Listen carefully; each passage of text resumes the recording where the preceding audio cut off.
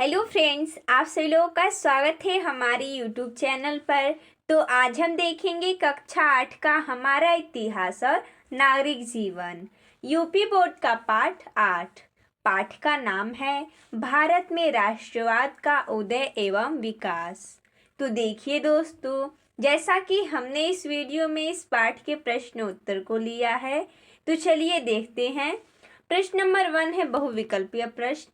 जैसा कि प्रश्न दिया गया और 4 विकल्प है, हमें विकल्प में छांटना है। प्रश्न है कि कांग्रेस का प्रथम अधिवेशन हुआ। विकल्प है 1885 ईस्वी में, 1880 में, 1886 में या 1890 में। तो कांग्रेस का प्रथम अधिवेशन 1885 ईस्वी में हुआ था, तो इसका सही हो जाएगा विकल्प क। अगला है वंदे मातरम गीत के रचयिता हैं। विकल्प है बाल गंगाधर तिलक, बंकिम चंद्र चटर्जी, लाला लाजपत राय या गोपाल कृष्ण गोखले। तो इसका सही हो जाएगा विकल्प ख, बंकिम चंद्र चटर्जी। अगला प्रश्न दूसरा है अति लघु उत्तरीय प्रश्न। प्रश्न है भारतीय राष्ट्रीय कांग्रेस की स्थापना में अग्रणी भूमिका किस अधिकारी की रही। इसका उत्तर हो जाएगा भारतीय राष्ट्रीय कांग्रेस की स्थापना में अग्रणी भूमिका श्री एलन ऑक्टेवियन ह्यूम नामक अवकाश प्राप्त अधिकारी की रही। अगला प्रश्न है स्वराज्य हमारा जन्मसिद्ध अधिकार है, इसे हम लेकर रहेंगे, किसका कथन है। इसका उत्तर हो जाएगा यह कथन लोकमान्य बाल गंगाधर तिलक का है। अगला है भारतीय मुस्लिम लीग की स्थापना किस सन में हुई। इसका उत्तर हो जाएगा भारतीय मुस्लिम लीग की स्थापना सन 1906 ईस्वी में हुई। अगला प्रश्न तीसरा है लघु उत्तरीय प्रश्न। प्रश्न है कांग्रेस के प्रथम अधिवेशन में घोषित किए गए उद्देश्य लिखिए। तो जैसा कि हमने यहाँ पर लिखा है, कांग्रेस के प्रथम अधिवेशन में घोषित किए गए उद्देश्य क्या क्या थे। तो देश के विभिन्न भागों के राजनीतिक एवं सामाजिक नेताओं को एकजुट करना, भारतीयों में राष्ट्रीय एकता की भावना विकसित करना, राजनीतिक एवं सार्वजनिक प्रश्नों पर अपने विचारों को अभिव्यक्त करना। अगला प्रश्न दूसरा है कांग्रेस की 2 विचारधाराएं कौन सी थी, उनके बारे में लिखिए। तो जैसा कि हमने यहाँ पर लिखा है, कांग्रेस की 2 विचारधाराएं निम्नलिखित थी। कौन कौन सी थी 2? तो एक नरम दल और दूसरा गरम दल। तो सबसे पहले हम जानेंगे नरम दल के बारे में। कांग्रेस के वे नेता जो शांतिपूर्ण तथा वैधानिक ढंग से देश की आवश्यकताओं को पूरा कराना चाहते थे, उदारवादी कहलाए। उनका विश्वास था कि अगर जनमत को उभारा जाए और प्रार्थना पत्रों, सभाओं, प्रस्तावों तथा भाषणों के द्वारा जनता की मांग को शासन तक पहुंचाया जाए, तो वे धीरे धीरे एक एक करके हमारी मांगों को पूरा कर देंगे। ऐसे नेताओं में दादा भाई नौरोजी, गोपाल कृष्ण गोखले, मदन मोहन मालवीय, सच्चिदानंद सिन्हा आदि प्रमुख थे। अगला है गरम दल। 19वीं सदी के अंतिम वर्षों में राष्ट्रीय आंदोलन में एक नई विचारधारा का उदय हुआ। बाल गंगाधर तिलक, लाला लाजपत राय और विपिन चंद्र पाल गरम विचारधारा के थे। उनका मानना था कि अंग्रेज सरकार से केवल अनुनय विनय करके भारतीय अपने अधिकारों को नहीं प्राप्त कर सकते। इनकी मान्यता थी कि वे उग्र विरोध के बिना हमारी मांगे पूरी नहीं करेंगे।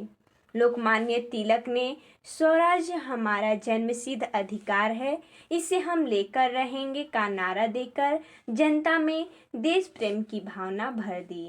अर्थात इससे हमें ये समझ में आ रहा है कि जो नरम दल के नेता थे वो सिर्फ प्रार्थना पत्र हो गया, बातों से, प्रस्तावों से, भाषणों से, सभाएं रखकर इससे जो थे अंग्रेजों को भगाना चाहते थे। यानी कि उन्हें वो क्या करते थे, उनसे सम्मान पूर्वक बातें करते थे और वो चाहते थे कि वो लोग खुद चली जाए, यानी कि वो लोग उग्र नहीं थे।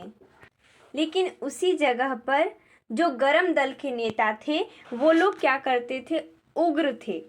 इसका अर्थ ये होगा कि वो लोग ये समझ गए थे कि अनुनय और विनय करके भारतीय को अधिकार नहीं मिलेगा, इन्हें हमें छीनना होगा। तो इसी पर लोकमान्य तिलक ने स्वराज्य हमारा जन्मसिद्ध अधिकार है का नारा दिया था। तो चलिए अगला है प्रश्न, होम रूल आंदोलन से आप क्या समझते हैं? इसका उत्तर हो जाएगा सन 1914 ईस्वी में प्रथम विश्व युद्ध आरंभ हो गया। इंग्लैंड ने युद्ध में लड़ने के लिए भारतीय जनता और भारतीय साधनों का पूर्ण उपयोग किया। भारतीयों को बहुत बड़ी संख्या में सेना में भर्ती किया गया। ब्रिटिश सरकार ने करोड़ों रुपए भारत से ले जाकर युद्ध में खर्च किए।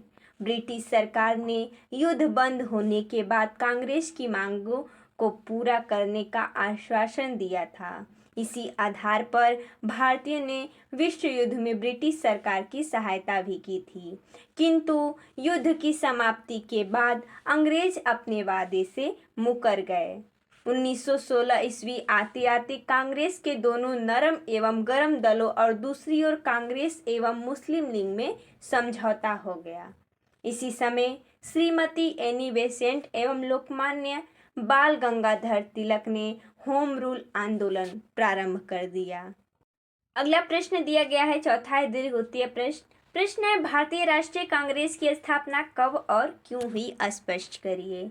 तो जैसा कि हमने यहाँ पर लिखा है, भारतीय राष्ट्रीय कांग्रेस की स्थापना 28 दिसंबर 1885 ईस्वी में हुई। अंग्रेजी सरकार के उत्पीड़न तथा आर्थिक शोषण से अपनी तत्कालीन दुर्दशा को सुधारने के लिए भारतवासियों ने अनेक प्रयत्न किए, किंतु उनकी दशा ज्यों की त्यों बनी रही। अंततः विवश होकर भारतीय नेता अपनी समस्याओं के हल के लिए राष्ट्रीय स्तर पर कोई संस्था बनाने की बात सोचने लगे। उनकी इस मनस्थिति को A.O. ह्यूम नामक एक अंग्रेज ने पहचाना और उनकी भावनाओं को मूर्त रूप देने के लिए अपने प्रयत्न शुरू कर दिए।